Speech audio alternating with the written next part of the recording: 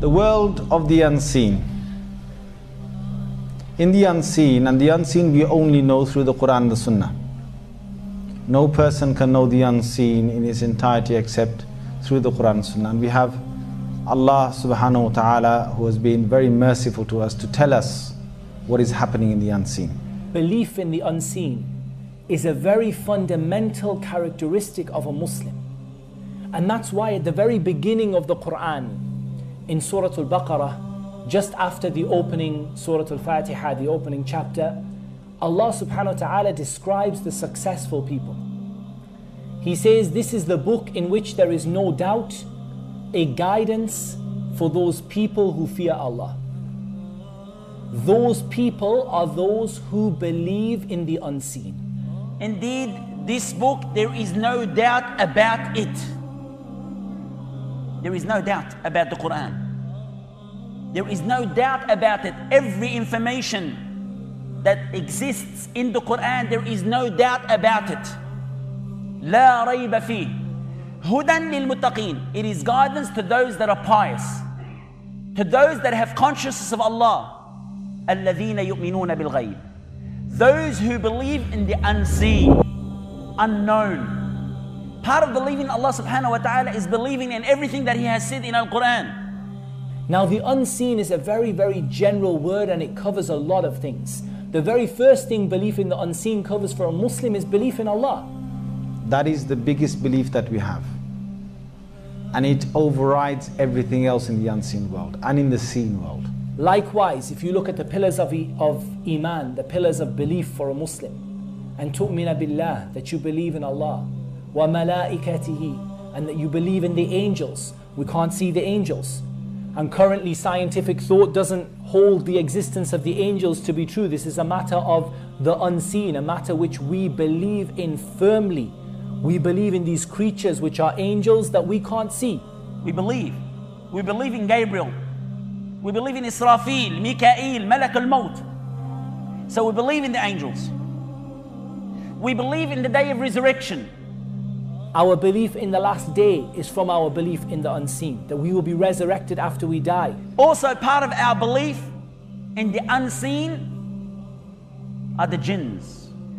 There's a surah in Al-Quran which is called Surah Al-Jinn, the chapter of Al-Jinn. We believe.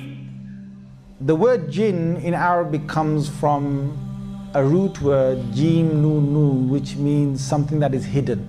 Something that is concealed from the eyes, something that is hidden. It is an entity that is completely hidden from the eyes of men. We do not see them. They are in a world that is beyond our physical world that we inhabit. Both going to exist in this world, coexist in this world, but they're going to be able to see us, but we don't see them.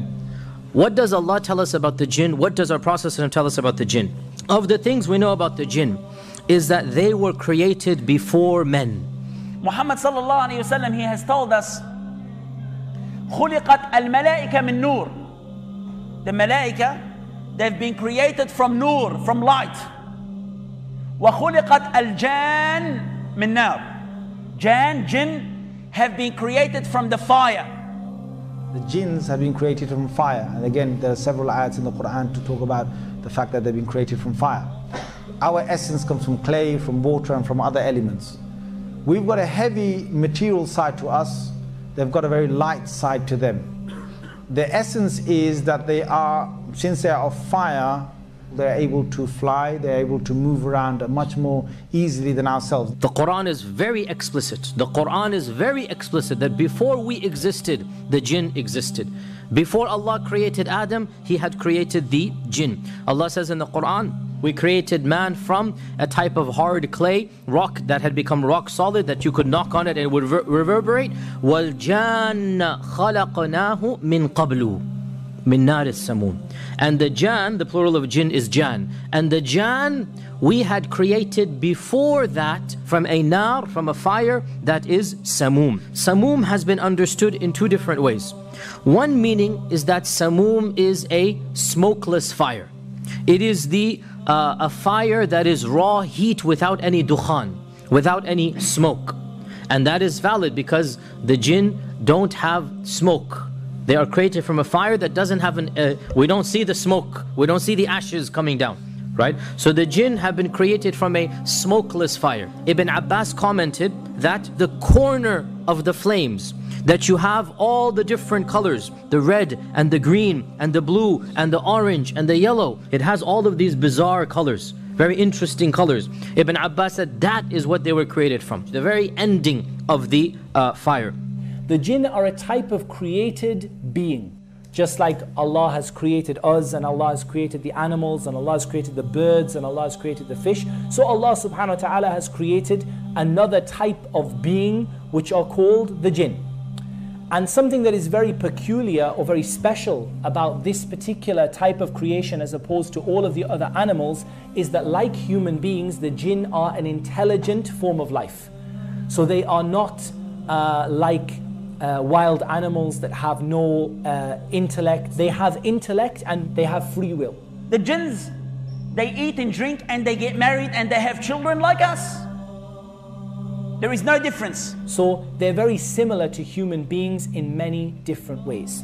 How did Allah create them from the flame? How did that flame form an intelligent being? Allah subhanahu wa ta'ala knows best.